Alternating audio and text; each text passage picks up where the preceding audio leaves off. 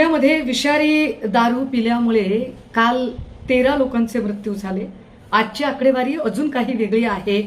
आरोग्य प्रशासन मात्र नेमकी आकडेवारी किती हे जाहीर करायला तयार नाही।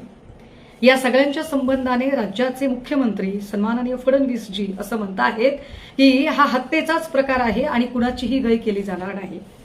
पण प्रश्न उरतो तो वेगळाच।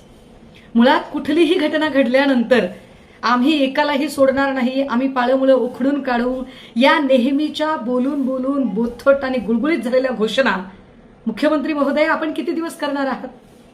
मुळात अशा घटनाच घडू नयेत यासाठी पूर्वप्रतिबंधात्मक अशा काही कृती आपल्याकडून घडणं अपेक्षित आहे, त्या का घडत नाहीत? गेल्या 3 वर्षामध्ये पुण्यात अनेक वेळा ड्रग्ज पेडलर डिस्ट्रीब्युटर यांचं जाळं उघडकीस आलं, मात्र त्यांची पाळमुळं आम्ही खणून काढू म्हणालात, पण ती पाळमुळं अजूनही खणून निघत नाहीयेत।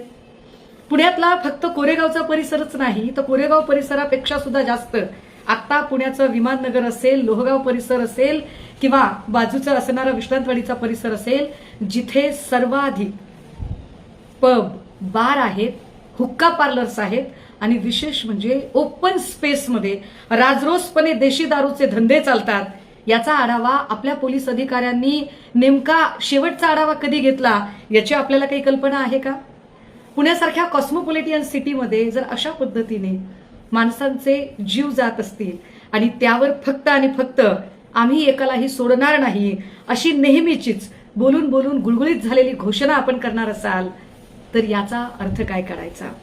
कदाचित आपल्या महसुलात सगळ्यात जास्त भर घालणारी जी गोष्ट आहे ती दारू, अंमली पदार्थ, त्यामुळे या सगळ्यांवर आपण बोलावं किंवा याची खरंच प्रतिबंधात्मक कृती कारवाई करावी असं आपल्याला वाटत नाही।